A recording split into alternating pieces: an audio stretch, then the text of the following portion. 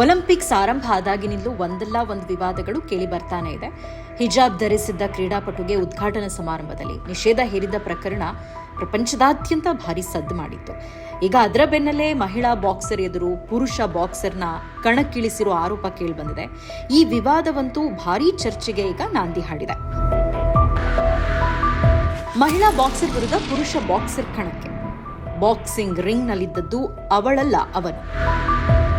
ಅಷ್ಟಕ್ಕೂ ಒಲಿಂಪಿಕ್ಸ್ನಲ್ಲಿ ಆಗಿದ್ದೇನಪ್ಪಾ ಅಂತಂದ್ರೆ, ಅಲ್ಜೀರಿಯಾದ ಇಮಾನ್ ಖಲೀಫ್ ಮತ್ತು ಇಟಲಿಯ ಆಂಜೆಲಾ ಕರೀನಿ ನಡುವೆ ಬಾಕ್ಸಿಂಗ್ ಸೆಣಸಾಟ ಇತ್ತು.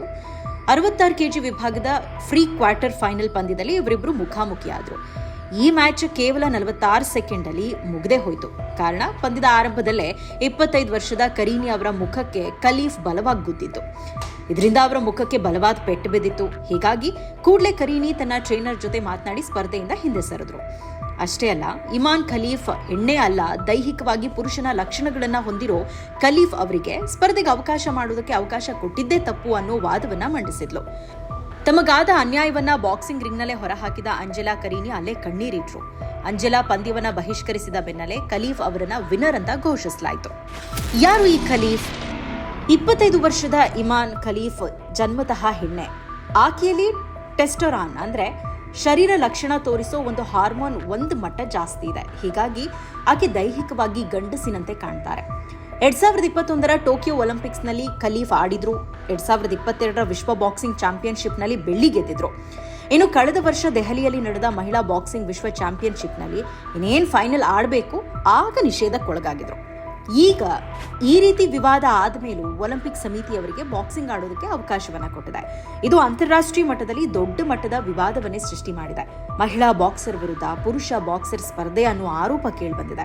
ಇದರ ಬೆನ್ನಲ್ಲೇ ಒಲಿಂಪಿಕ್ಸ್ ಸಮಿತಿ ವಿರುದ್ಧ ಆಕ್ರೋಶ ವ್ಯಕ್ತ ಆಗಿದೆ. ಇಟಲಿ ಪ್ರಧಾನಿ ಜಾರ್ಜಿಯಾ ಮೆಲೋನಿ ಸ್ಪರ್ಧೆ ಸರಿಯಾಗಿ ನಡೀತಾ ಇಲ್ಲ ಅಂತ ಕಿಡಿಕಾರಿದ್ದಾರೆ. ಇನ್ನು ಎಲಾನ್ ಮಸ್ಕ್ ಕೂಡ ಮಹಿಳಾ ಸ್ಪರ್ಧೆ ವಿರುದ್ಧ ಪುರುಷ ಬಾಕ್ಸರ್ ಸ್ಪರ್ಧೆ ಮಾಡುವುದನ್ನು ವಿರೋಧಿಸಿದ್ದಾರೆ. ಸೋಷಿಯಲ್ ಮೀಡಿಯಾದಲ್ಲಿ ಖಲೀಫ್ ವಿರುದ್ಧ ಆಕ್ರೋಶ ವ್ಯಕ್ತ ಆಗಿದೆ.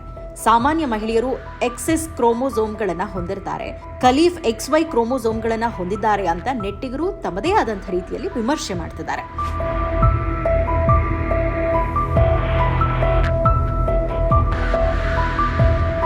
ಇನ್ನು ಅಲ್ಜೀರಿಯನ್ ಒಲಿಂಪಿಕ್ಸ್ ಕಮಿಟಿ ಮೆಡಿಕಲ್ ರೀಸನ್ಗಾಗಿ ಖಲೀಫ್ ಡಿಸ್ಕ್ವಾಲಿಫೈ ಆಗಿದ್ಲು ಅಂತ ಹೇಳಿಕೆ ನೀಡಿದೆ. ಇನ್ನು ವಿವಾದ ಭುಗಿಲೆದ್ದ ಬೆನ್ನಲ್ಲೇ ಇಮಾನ್ ಖಲೀಫ್ ಮಾತನಾಡಿದ್ದಾಳೆ. ಹಲವು ದೇಶಗಳು ಅಲ್ಜೀರಿಯಾ ಗೋಲ್ಡ್ ಮೆಡಲ್ ಗೆಲ್ಲಬಾರದು ಅಂತ ಆಶಿಸ್ತಿವೆ. ನಮ್ಮ ವಿರುದ್ಧ ದೊಡ್ಡ ಷಡ್ಯಂತ್ರ ನಡೀತಾ ಇದೆ ಅಂತ ಅಸಮಾಧಾನ ಹೊರಹಾಕಿದ್ದಾಳೆ. ಈ ವಿವಾದದ ಬೆನ್ನಲ್ಲೇ ಅಂತಾರಾಷ್ಟ್ರೀಯ ಒಲಿಂಪಿಕ್ ಸಮಿತಿ ಹಾಗೂ ಪ್ಯಾರಿಸ್ ಬಾಕ್ಸಿಂಗ್ ಯೂನಿಟ್ ಇಮಾನ್ ಬೆನ್ನಿಂಗ್ ನಿಂತಿವೆ. ಪ್ಯಾರಿಸ್ ಒಲಿಂಪಿಕ್ಸ್ನಲ್ಲಿ ಭಾಗವಹಿಸೋ ಪ್ರತಿಯೊಬ್ಬ ಕ್ರೀಡಾಪಟುಗಳು ಕೂಡ ನಮ್ಮ ನಿಯಮಗಳಿಗೆ ಬದ್ಧರಾಗಿದ್ದಾರೆ. ಪ್ರತಿಯೊಬ್ಬ ಕ್ರೀಡಾಪಟುವಿಗೂ ಅವರದ್ದೇ ಆದ ಗೌರವ ಇದೆ, ಅದನ್ನ ನಾವು ಗೌರವಿಸಬೇಕು, ಯಾವುದೇ ರೀತಿ ತಾರತಮ್ಯ ಮಾಡಬಾರದು ಅಂತ ಹೇಳಿಕೆ ನೀಡಿದೆ. ಒಟ್ಟಿನಲ್ಲಿ ಈ ಬಾರಿಯ ಒಲಿಂಪಿಕ್ಸ್ ಬಾಕ್ಸಿಂಗ್ ಕ್ರೀಡೆ ಆಟಕ್ಕಿಂತ ಲಿಂಗದ ವಿಚಾರದಲ್ಲೇ ಭಾರೀ ಸುದ್ದಿಯಾಗಿದೆ. ಬಾಕ್ಸಿಂಗ್ ರಿಂಗ್ನಲ್ಲಿದ್ದು ಅವಳಲ್ಲ, ಅವನು ಅನ್ನೋ ವಿಚಾರ, ಅದರ ಬಗ್ಗೆ ಪರ ವಿರೋಧ ಚರ್ಚೆಗೆ ವೇದಿಕೆಯಾಗಿ ಬದಲಾಗ್ಬಿಟ್ಟಿದೆ.